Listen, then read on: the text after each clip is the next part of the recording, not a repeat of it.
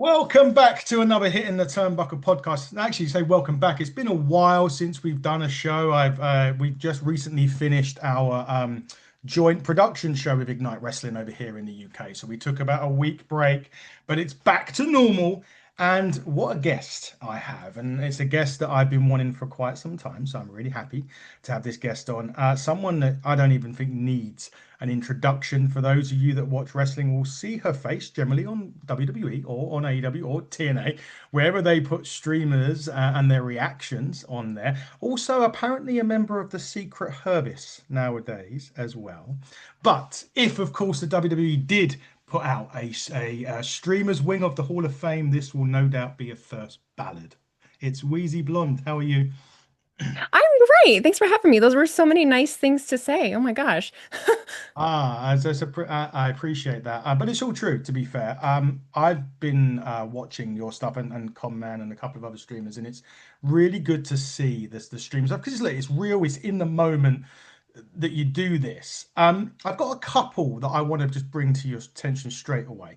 One of them is a little bit obvious, and one of them is a little bit less obvious in terms of maybe because of the moment, but it was important I saw it of you for your reaction. So I just wanted to talk about that briefly. The first one was the return to the WWE of CM Punk when it happened at Survivor Series in Chicago. And probably the nicest use of the word motherfucker I've ever heard in my entire life.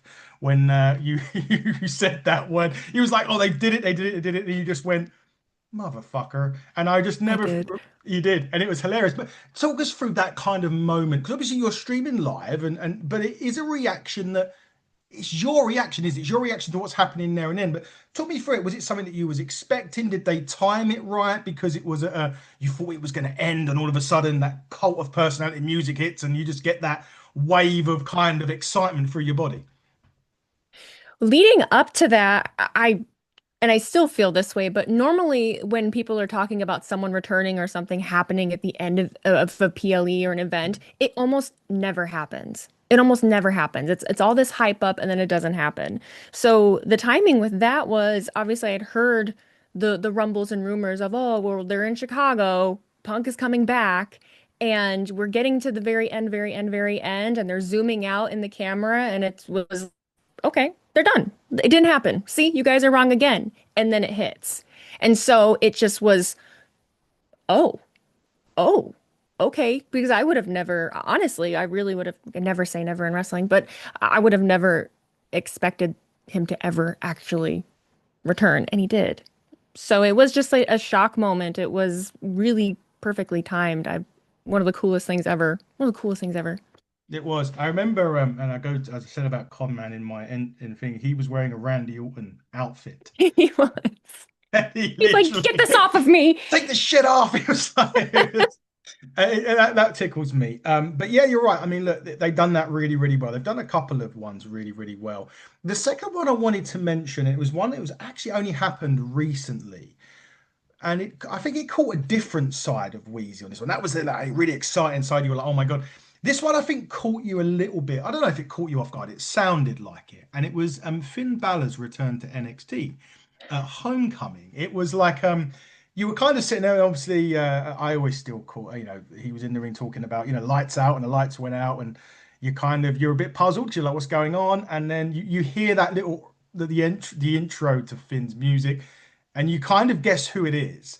But it was only when that sort of the start of his music hit, and you kind of like went, oh, and it was again, was that something that was it? Did that one take you by surprise a bit? Because I know you were like, I talk shit about Finn, but I love Finn at the time. And was it just something that was that a moment that really took you off guard because you wasn't expecting him there?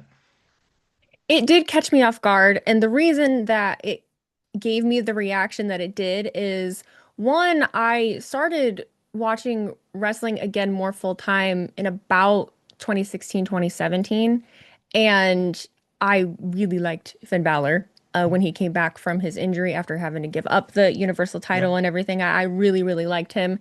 And it just, I was also, I'm still working on it, but I'm working on a video that focuses on 2017.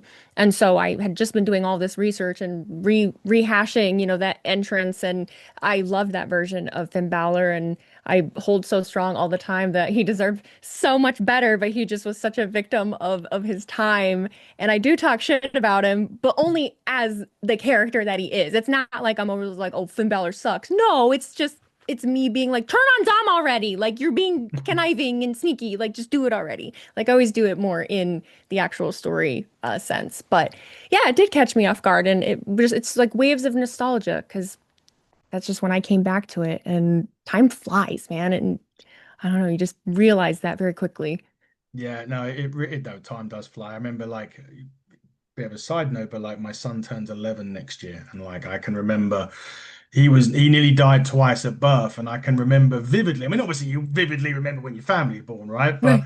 those sort of things bring it back, and you say about time flying, and next year, you don't feel much of a dad anymore or a mom anymore when they're that age because they're doing their own thing. But time, yeah, absolutely flies. But I wanted to ask you a bit about the streaming bit, but I wanted to go back a bit further. So if you could say, for example, take the internet where it is now, the whole streaming and the popularity of it, take it back to say the Attitude Era. Is there a moment that you would like to have kind of been able to do what you do in the Attitude Era? And if there is, what would that moment be?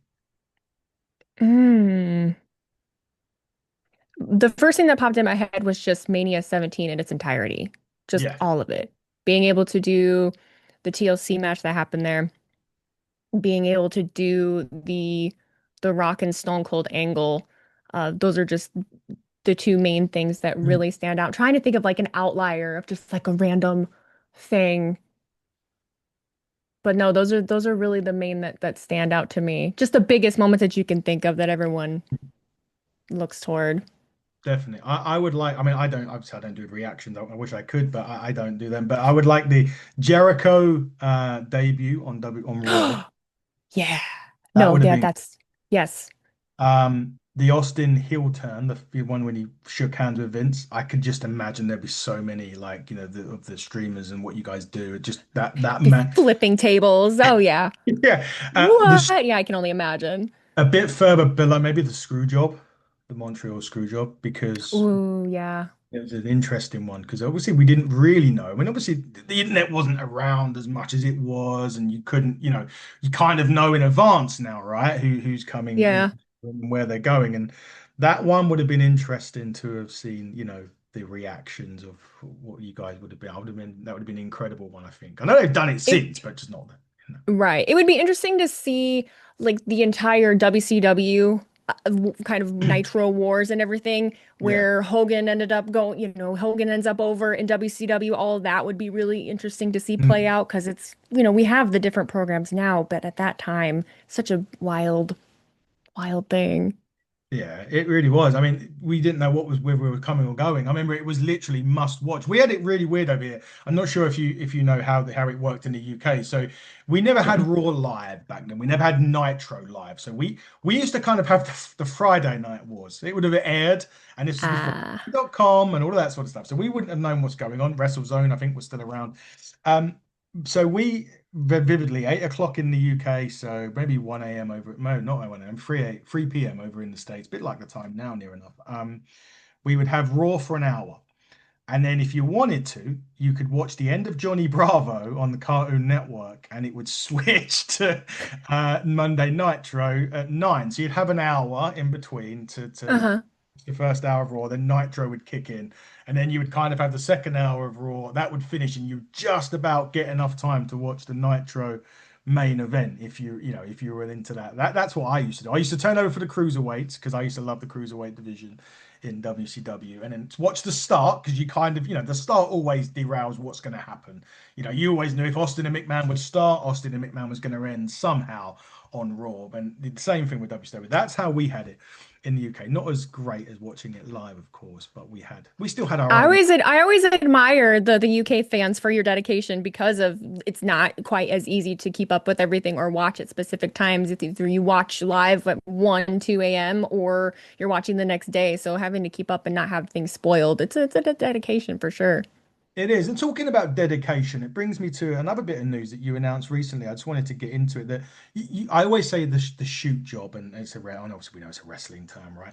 But Yeah. you were working in a hair salon, right? And my sister, God rest her soul, she was a hairdresser when she was alive, and I know that when you leave, well, see, when you leave a job, right, you miss people and stuff. But I always find that with the hairdressing, and I know someone like me talking about hairdressing is probably ridiculous with my hair, but or lack of it. But it's like a family. The clientele base is like a family, isn't it? Because you'll get people in that will specify, I only want to have you do my hair, I don't want anybody else. So leaving that realm and leaving that kind of the family to go and do this full time. How was that transition? Is it been a difficult one so far? I know you were doing streaming as well, but just by doing that now on its own, was it a difficult thing? Did it take a bit of time to get used to? I'm still adjusting and trying to find a groove because when I left, it wasn't just oh, I'm leaving my job and now I get to be a content creator full time. I got really sick and I ended up in the hospital because I wasn't really taking care of myself. I was just having a lot of health issues going on. And so I was kind of forced out of the industry almost. I just had made the decision a couple weeks after I was supposed to take a leave of absence for a couple months, and I just decided not to go back. And it was really difficult to leave those clients behind. I've done it for 12 years. A lot of them I've done for that entire time. And there's a lot of guilt in that I had to just kind of let go of because, I'm responsible for these people. They depend on me and they let me know, which was kind of part of the problem leading up to I wanted to pursue creation full time a long time ago. But there was always these people, you're not going to leave me, right? You're not, no one else can do my hair, or no one else can do this. And so I think I took that a little too to heart. And I did this a little bit too long. So I'm still trying to find the rhythm that works for me. I'm still trying to find the schedule that works for me. I do more than just streaming. I know everyone knows us for the reaction clips, but I do that 2 days a week for a few hours. The rest of the time is me doing brand deals, emails, advertisements, trying to get my YouTube channel up and running, editing myself, hiring out the editor, just trying to find a schedule and rhythm that works. And it's a lot of thankless work, and sometimes you don't reap the rewards from it that you would like to. So it's still figuring it out. I like to remind myself it's been 2 months, if not a little more, and I dug myself quite a hole, with my health and everything, and it takes a little bit longer to undo than it does to do. So just kind of just rolling with the flow now. Well, you're doing a great job, anyways. You never Thanks. forget that. Never forget that. Going by the health, I know, and it wasn't through podcasting. It happened to me, but I had heart failure a couple of years ago, and Oh my I gosh. didn't know I had it. It was one. I literally, I wasn't well. Don't get me wrong. It wasn't as if it just sprang on me. I wasn't well, but I never knew the seriousness until I went in to the hospital. And stupidly enough, 3 days after that, I'm doing a podcast in my hospital ward with a friend, but it just boredom more than anything else. But yeah, that kind of got me thinking, and that's kind of why we've had a bit of a break from the show. Because again, like I mentioned at the start, we partner with an independent wrestling company over here. We have our championship there, which is defended every 6 weeks. And but then for the last couple of years, we've done our own co-produced show, which is it was called Buckle Up. We've sold it out 3 times. We've had some of the big names in the UK come onto it, and it just at the end of that show last week, I was kind of at a point where I'm like, this gives me the week now to kind of do the bare minimum in the podcast stuff. Obviously, the shoot job has to get done. Can't come away from that, but just do the bare minimum for a week and get yourself back. And then, of course, you're the first one that I've had, the first interview since I've come back. So it's nice to be Oh, really? yeah, since I've come back. It's only been a week. Oh, shoot. So, Yeah. I've done a couple of review shows, and we've been doing this 3 years, and we've done about 1,200 bits of content on YouTube. 90% of it interviews or review shows, whatever. And there's obviously clips in there, like you do. But yeah, but that kind of you hit the nail on the head with the health thing there because it made me realize, hey, there's more to life, and the health has to come first, right? And without your health, you can't do this, right? So there Your we body go. lets you know Your at body does let you the know. least convenient time. Yeah, it's always at the worst time. No. I missed the first ever All In over here because of it. Oh, I yeah, went to yeah. go. I was released from hospital, but there was a train strike and I couldn't fly back from my parents. It's a bit like the States, right? My parents live one side of the UK, I live the other. So I Yeah. flew down there unwell, not knowing, and I wasn't allowed to fly back. And the only other way I could get home, because I didn't have my car, was train, and there was a train strike. So I couldn't get back to London until the Sunday afternoon of All In. But because I literally had a chemist full of tablets, I would never have been able to get into the stadium. So it would have Oh, geez, yeah. made up for it though, last couple of years. That's for sure. Yeah, last shows. But talking about that, and it brings me nicely on to the WWE and maybe even AEW now, doing more international stuff. So it kind of benefits us. I mean, we've had that big news or controversial about WrestleMania being in Saudi Arabia and the Royal Mhm. Rumble being in Saudi Arabia. For us, I mean, look, in terms of what timings it's on, it's great because it's going to be on at 6 o'clock for us over here in the UK. But with this, do you think it's going to become or in a bad way, is America going to become less and less, I'm not saying involved, but are there going to be less and less shows over here while they, do you think in the future they're going to do more over here, or do you think there's going to be more of an even kill? Hard to say. I I don't mind them doing more of the overseas shows. They have been really great. I really enjoy the crowd energy from literally every international crowd that we've had. Yeah. I always say in the States, I don't want to say that we're just too used to it or we're too spoiled, but we kind of are. And we Mm, have Raw and SmackDown every week, and it's just always been so available to us. But also, I think in the States we care a little more about what other people think.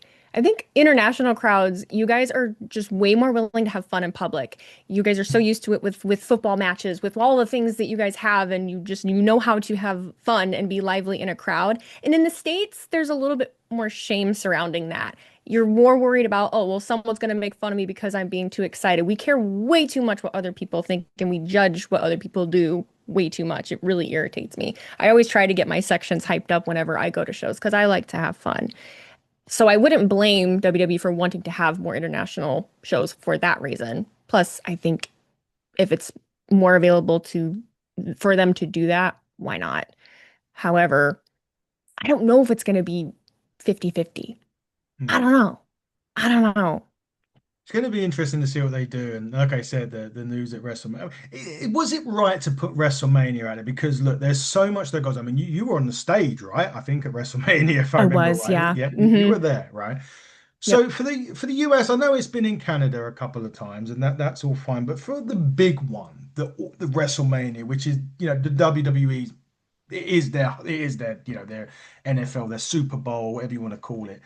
Was it right for them to take that away and move it to a Saudi Arabia or even a UK in a few years' time? Do you think that should just stay in the States because of the importance of it?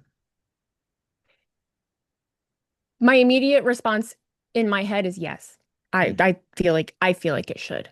I but I always go back and forth because it's one of those things where you think, well, there's also this population over here that is still supporting this product, even though it's not based in their country. I think my biggest curse, I always tell people, is that I was given the curse of being able to see multiple sides of everything. I'm mm, always able to empathize with another side. I very rarely am very strictly just one track mind. I can always see another angle of things. But in the States, with WrestleMania, I don't know what the conversion is or how prices differ when they're having them overseas internationally, but the ticket prices are getting really high here yeah. to the point where with WrestleMania, I mean, no, you're either taking out a second loan, you're maxing out a credit card for normal everyday middle class people being able to go. So I don't know what WrestleMania is going to end up becoming if people can't afford the tickets. If Mm. they're having WrestleMania elsewhere, I'm really curious what those prices are and how that compares to what it is for us. But it's tricky at the moment. It There's a is. lot of things changing. No, no, you're absolutely right. I'll give you an example, and I can give you an example of a ticket price change for WWE. And this is 20 odd years. So they done the first televised Raw taping in the UK. 2005, 2006, something along those lines. And it was in Manchester in the UK. So for me, 4 or 5 hour drive, but I couldn't drive back then to train. Um, and my ticket was not on the floor, but just as it tiered up. So perfect view of everything, right? Stage closer to the stage. And it was, and I'm trying to convert it into American dollars, probably $75. That was a ticket for one show. And I recently, just out of pure interest, wanted to see how much that same ticket was to go to Raw over here again. And it was close to $1,000. Yeah. Yeah, That, that's what it is here. That's about what they're doing here too. Lower bowl facing hard cam, that whole first section. I mean, it's $1,000, sometimes 2,000 if someone's doing a resale. I was just at WrestlePalooza and mm, up until the day of, the floor seats for first row were 6 grand. Everything behind that was 4 grand. Lower bowl was about 2 grand, 1,000, and then even nosebleeds, the lowest was 250. And then it started dropping when the event got closer and closer. I ended up paying for fourth row back on the floor. I ended up paying 850, and that was the lowest that the floor seats went. wow. So, yeah. Wow, that's are they in danger? Because I'd read an article from TKO that he did. I mean, look, Vince McMahon's done a load of things wrong. I'm not going to get into that, but they did say that he didn't basically didn't get as much out of the tickets as what he should have done. And my rebuttal to that was maybe that's true, but what he'd done was created an affordable legacy of fans, right? Because when we were little, our parents took us, they can afford to take us to wrestling because the prices were competitive enough for them to afford. Some maybe wasn't, don't get me wrong, but we went, right? And then when we got older, we paid ourselves, right? So we are fans. Then our friends, their family took, our friends when they were so they become fans. And then we grew up like myself, and I had a child. I took him, and he become a fan. So what WWE managed to do under Vince McMahon was create an affordable way of I call him like a legacy customer because you're always going to afford to come back. My opinion now is they're in danger of stripping that away and really only giving it to the people that maybe are on a say above average wage that perhaps haven't got kids, or perhaps have but just in well-paid jobs. But they're going to take away the legacy fan in favor of the fans that have just got the money at the time.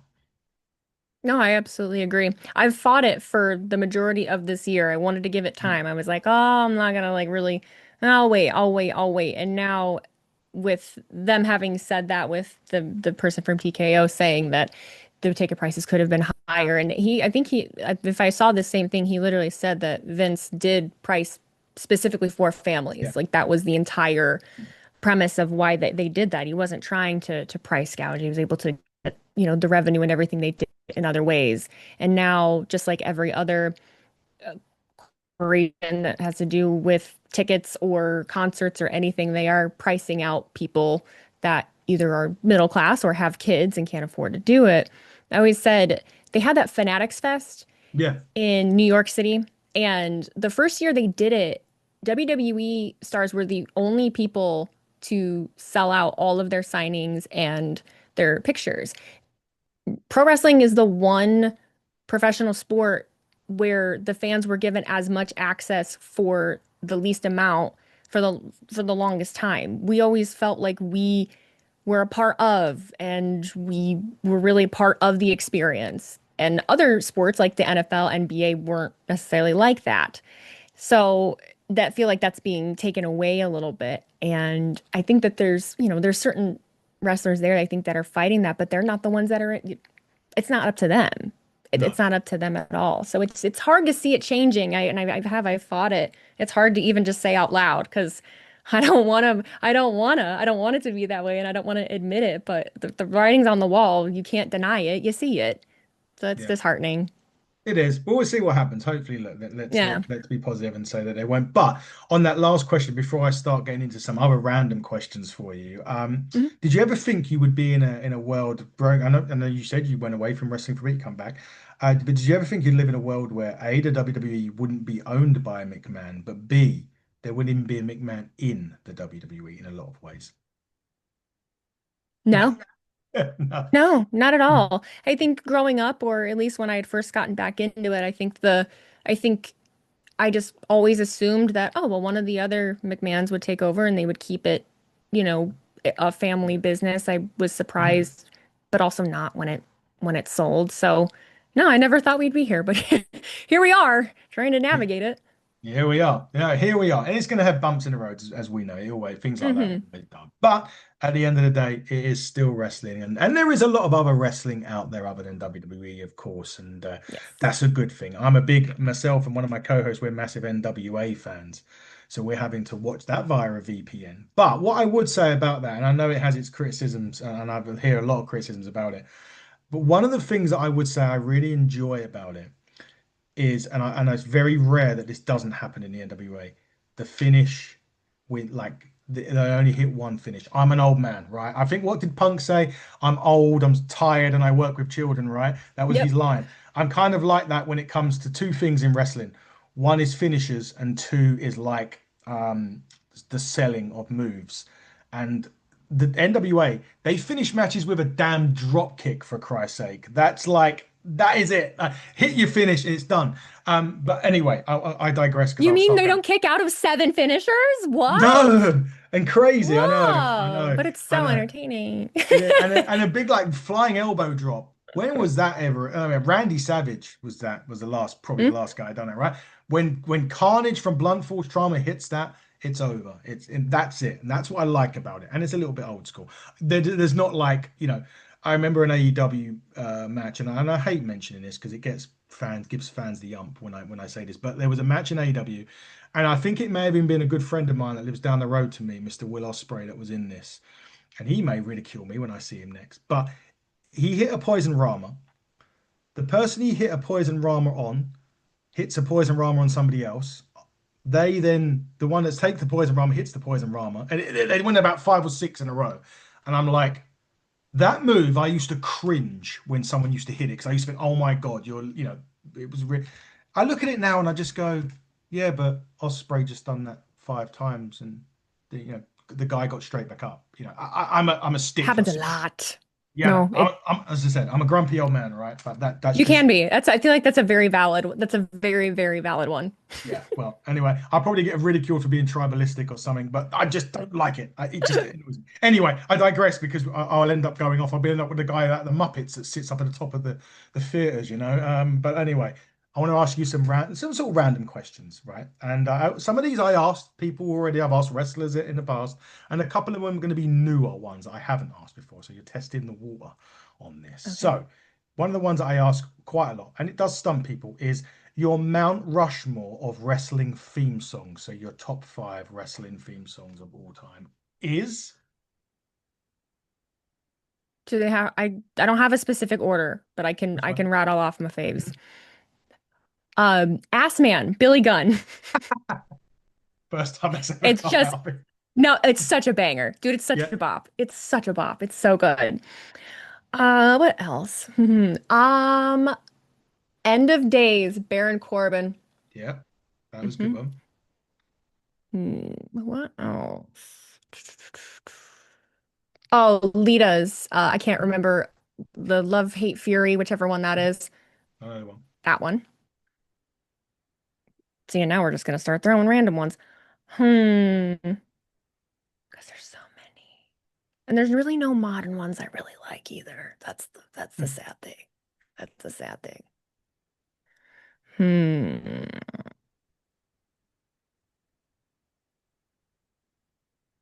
I don't want to give Cult of Personality. I don't want to do that. I don't want to do it, but I'm going to. Cult of Personality, but I feel like it shouldn't count. And then one more, Yep. which what on earth would I make that one? Part of me wants to say the Hardy Boys, and then there's another Yes. part of me that no, I'm gonna put the Hardy Boys there. Yep, you could have had the Jeff one, right? No more words. That was a banger. That was a good. Yeah, I could, but I'll keep them collective together. You keep them clear. That's fine. That's fine. I always have to throw edge in there because I mean you can't see. I know you've got toes. I got the broods on my Oh, arm. The white Metalingus. brood. Yeah. Yeah, yeah. And the rated R star is on my back with the the one that has the Oh, wing nice. radar. So I have a story about Edge, but I'll tell you that at the end when I've near the end of the show, which was really nice because it was one of those ones where I'd met him a couple of times, but I'll save it for Mhm. the end. So you've done the Mount Rushmore. So here's a different one. It's Wheezy's table for four. So you've got a table with four people in wrestling, past, present, alive, dead, that you would like to have dinner with in turn, but more of like not just dinner, but like, conversations about wrestling. Who are the Mhm. four people that are joining you at that table? First person that pops, they can be alive or Yeah. dead. Mhm. First person that pops into my head is Roddy Piper. Brilliant. Um, just because I feel like he was no bullshit, and I appreciate that Mhm. out of people. Like I feel like he wouldn't bullshit. So Roddy Piper, Luna Vachon. Oh, okay. I want to talk to Luna. And then, hmm, who else would I throw in because of that? That's why I end up picking people that are gone because I've met so many people Mm. at this point that it's like, I could talk to them at a different point. Eddie Guerrero. Yeah. I'd add, I'd add Eddie. And do I want another? May Young. Awesome. I would like to talk to May. I have so many questions for May. I would love to talk to her. She seemed like a bad bitch. I would love to talk to her. Maybe how the hell did she give birth to a hand? That would be a good Yeah, it's just trauma from my childhood. Yeah. drama. Quick one on Eddie Guerrero. I always say when anyone mentions him, I always tell this story because it was 6 months before he passed away actually. So it was WrestleMania Mhm. 21, LA. So we had done a 13-hour flight. Stupidly, we'd done a stop off in Germany. So we literally went back to go forward. We got there, we dropped our stuff off at the hotel. I remember vividly the hotel had a Denny's attached to it, like many hotels did probably back then. I don't know. We were on the strip of LAX. WWE.com used to announce, oh, they're doing autographs here, there, and everywhere. And it was Eddie Guerrero at Toys R Us, and it was like at 6 p.m. till 8, I want to say something like that.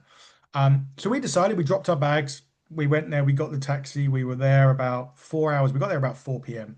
And it was the first 500 people.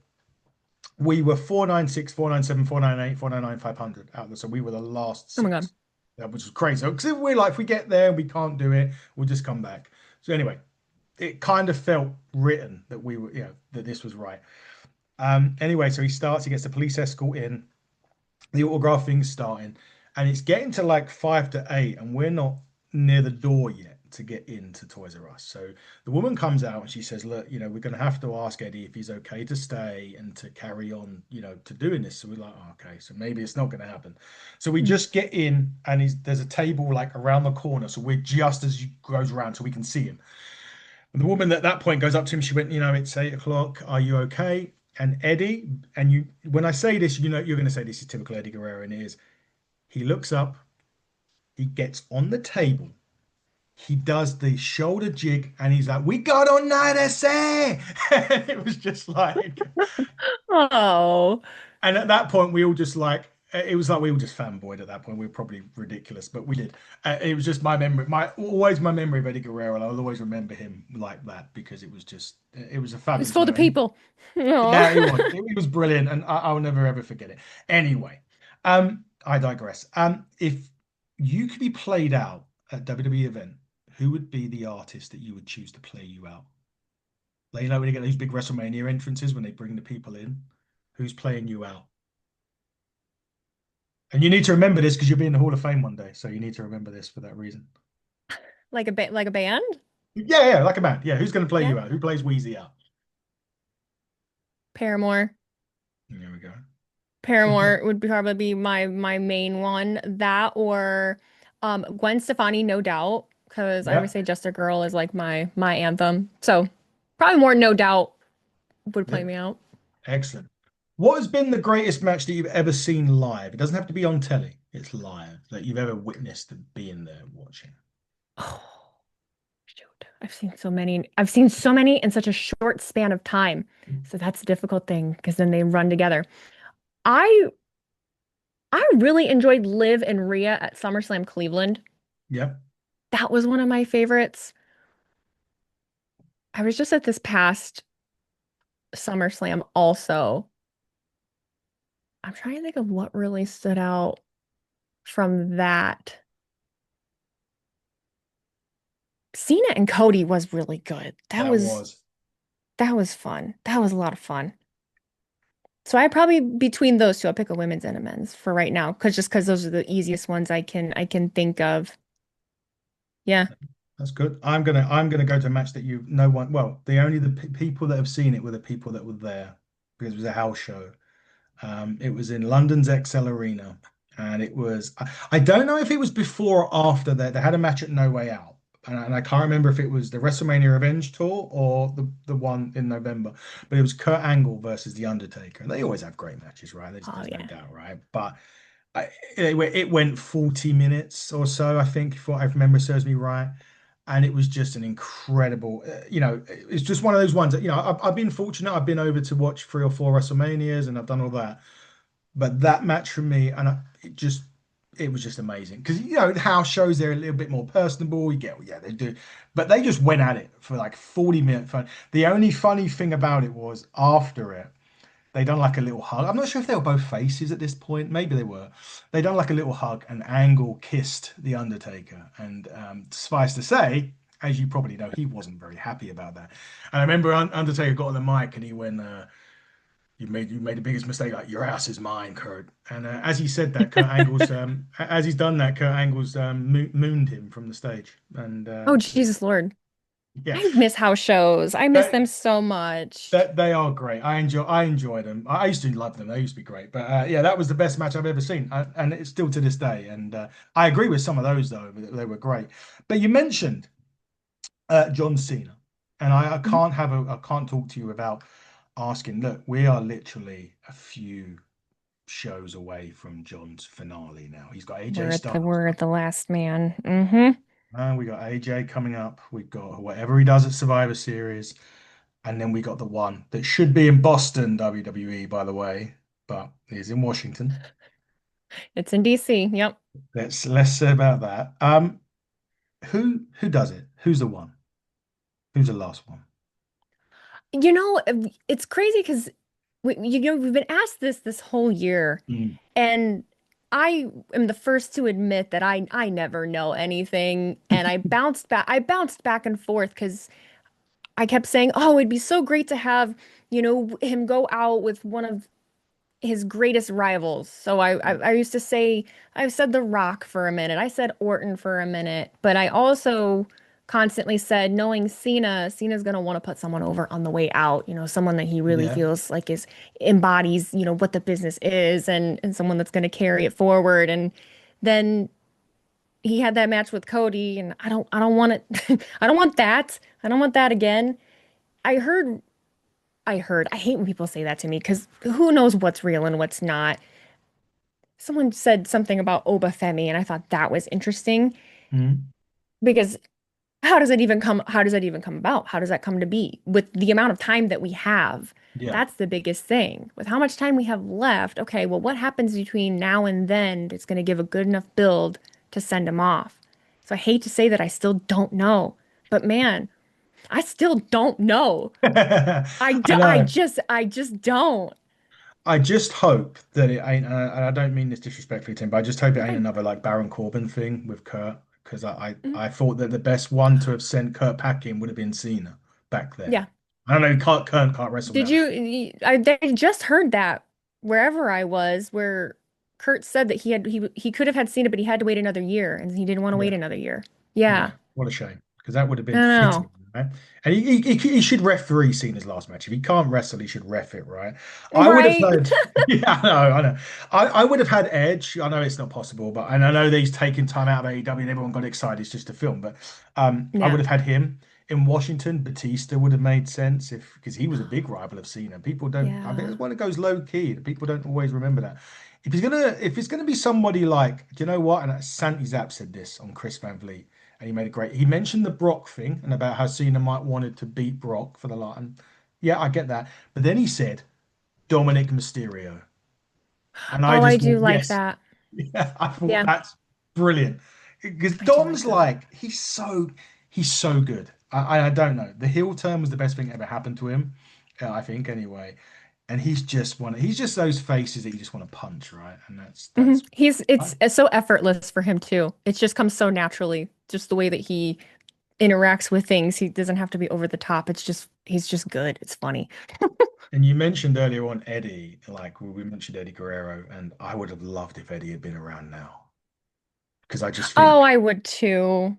I mean, My for a load of gosh. other reasons, right? But could you imagine, like Dominic? He could have, like, I don't know, sided. He said, "Yeah, he's really my father," because they had done that storyline, didn't they? Back when Dominic was younger, they could have had so much fun with that. I will root for that. I appreciate him so much. He gave me the time. I had a little opportunity with WWE a while back, and Yes, he gave me the time and let me do a couple fun little reel clips with him, and was fully, fully Dirty Dom Mysterio, but he just made it very easy. So I appreciate him for that. He's a piece of shit, but he's a good kid. But he's a piece of shit.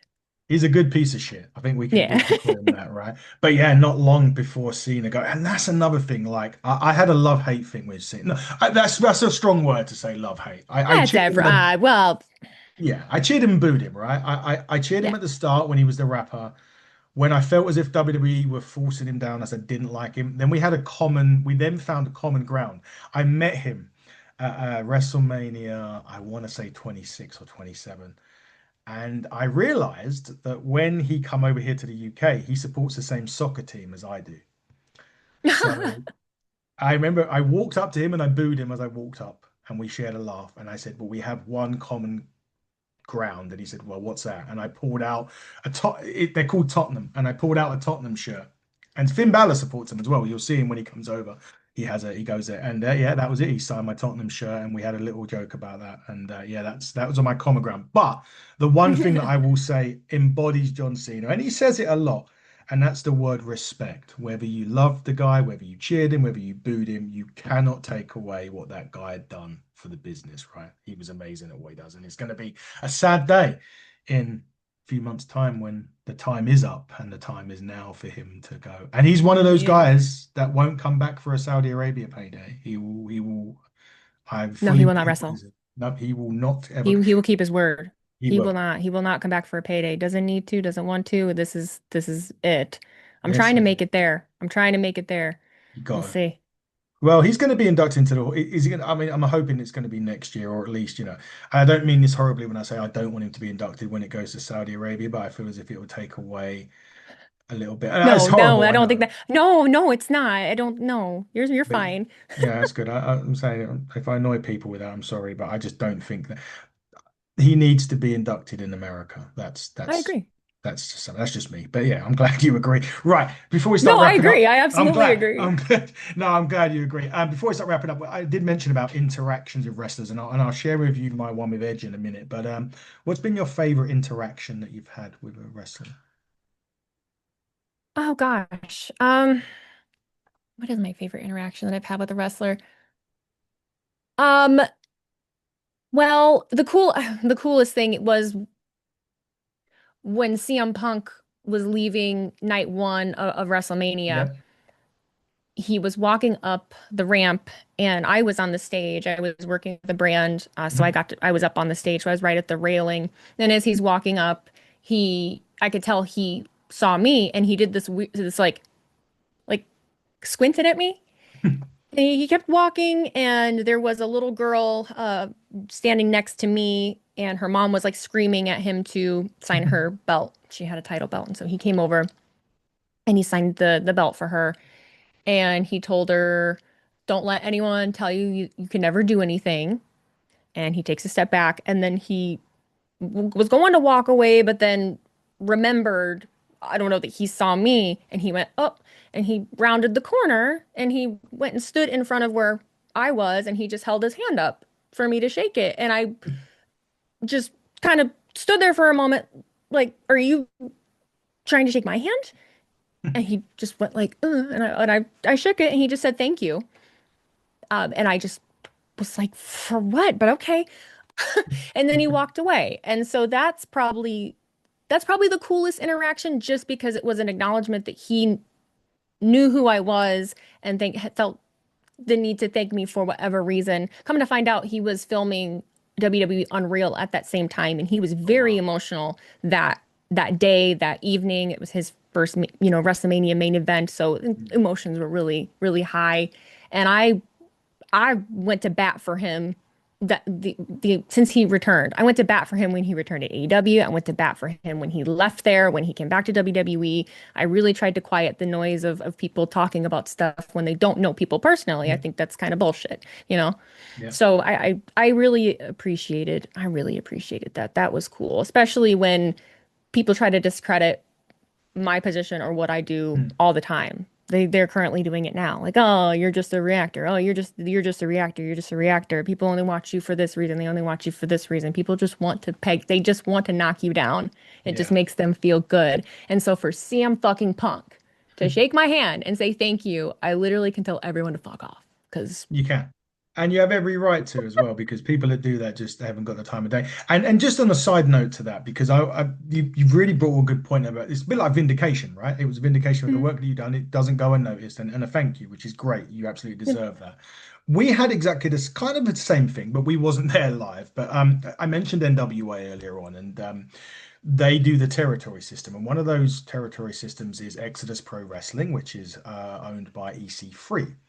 So for the podcast, we done a week or two's worth of build with it. We didn't, we wasn't asked to. It was just, hey, look, they're doing this. It's going to be live on the NWA YouTube, which was great. So we interviewed a few of their guys and girls. We watched the show, we reviewed the show, we put the review out. I went to sleep, and the next day, like, and and this is gonna, I woke up and it was like my Instagram, like 36 notifications. Like, what the fuck's going on here? What is going on? What is happening here? So I went onto it, and you go into the messages, and there was Aaron Stevens, who Damien Sandow, and there was EC3, and they'd send a message. It's one of those things where they've liked it or they've shared it, something like. And EC3, I can't get a message up right now because my phone isn't near me, but he said something along the lines of, you gave us a voice and platform in a time that we really needed it. And basically, just what Punk has done for you. We got that from EC3 and we got that from Damien Sandow, Aaron Stevens. And that was vindication for me for the work that we done for that week or two. We've done it ever since. We've had a lot of their roster on, but kind of going through what you said there. I just want to touch on before I go into my story. I feel like I talk too much on these things. Um, WWE Unreal. Your thoughts on that? You're probably going to guess mine, but what are your thoughts on? What was your thoughts on if you're a Unreal? grumpy old man, I probably feel like I do know. Yeah, that's fine. I get it. You know, for me personally, I didn't feel that, first of all, you can choose to watch it or not. You don't have Yeah. to. Mhm. You don't have to.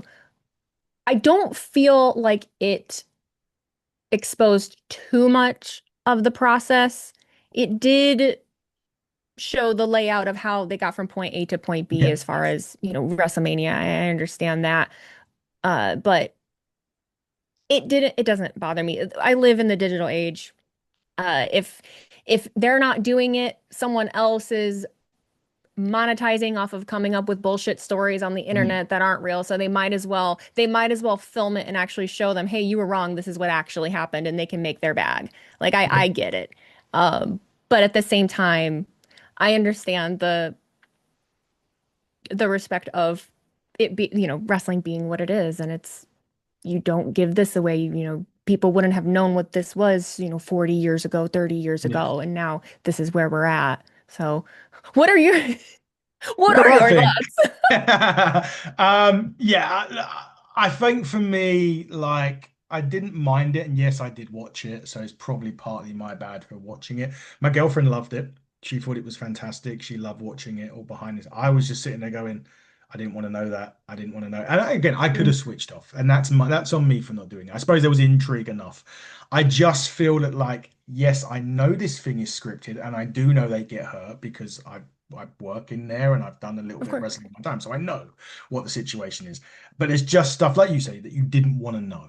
And I Yeah. feel as if that was the thing. I was like, I don't-" but you're right, though. So many people make up bullshit elsewhere that it was nice of WWE to go, fuck off. This was what really happened, guys. You were so wrong. So yeah, that's I didn't mind that too much. But yeah, I'm a grumpy old man, so It's I okay. watch it. But season two is coming out, folks, and you'll better see that on Netflix. I did Probably see that, and I did see yeah, that next next year. year. Yeah, and just before we wrap up now, I'll tell you my Edge thing. So anyway, a bit like Cena, Edge has always been love hate, right? Didn't really care, didn't really give a shit for him for many many years, but it went through that stage where Cena was the super Cena, right? Everyone, and he was getting booed at that point, and I was one of them.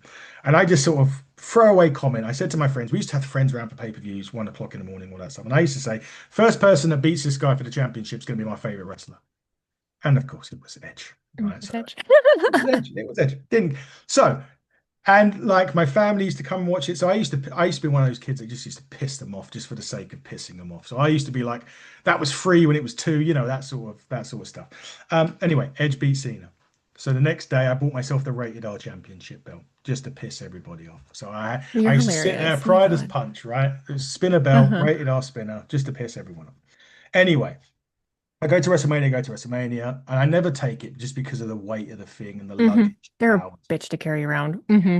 just a bitch ride to carry around. And I was like, one of these days he's going to sign this damn thing. Anyway, and funny enough, Jeff Hardy ended up signing it before he did. Anyway, he retires, right? And I was like, fuck, this is never going to happen. I'm never going to get this opportunity. I'd met Edge on times in the UK that I hadn't taken the belt, and I met him and Lita, and I was so annoyed at myself that I never got the chance. Finally, London, they'd done this convention called Comic Con.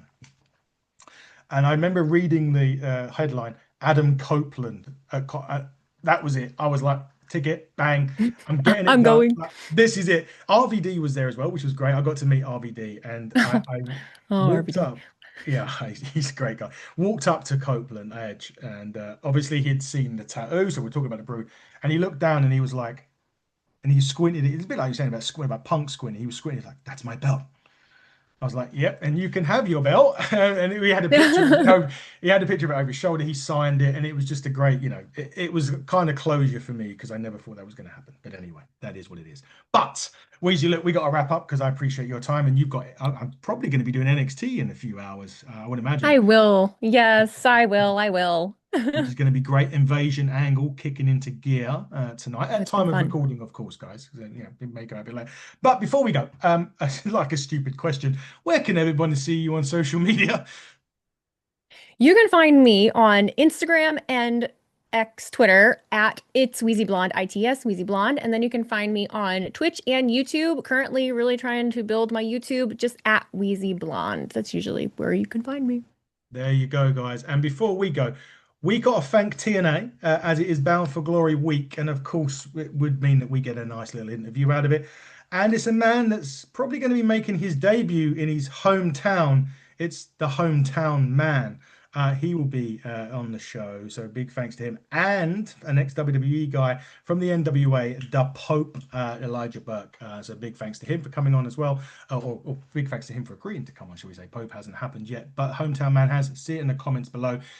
You can find us on social media, HTT Buckle on X, HTT Buckle on YouTube, Hitting the Turnbuckle podcast, and all other social media outlets. But Wheezy, thank you so much for this opportunity to come and talk to you today. I really love watching your stuff. I will obviously continue to do so. And that Hall of Fames, you'll get there, and it will be, as I said, the first ballad. There'll be Conman to the left of you, Santi to the right, and you will be in the middle. As you say, a rose between two thorns as the Hall of Fame. I'm just having fun at this point, man. I enjoy doing it. I like doing it. I do love I've had so much love from people that are actually in the business, and that's all I can ask for. Like that's what I'm trying to do, just show that there's regular people out there that aren't weirdos that No, can enjoy things and also be critical without being a weirdo. So, that is it. And big thank you for what you do and just keep that work going. But everyone, thanks. from Wheezy It's Adam Cousins from the Hitting the Turnbuckle podcast. And until next time, everybody, buckle down, stay safe, and goodbye.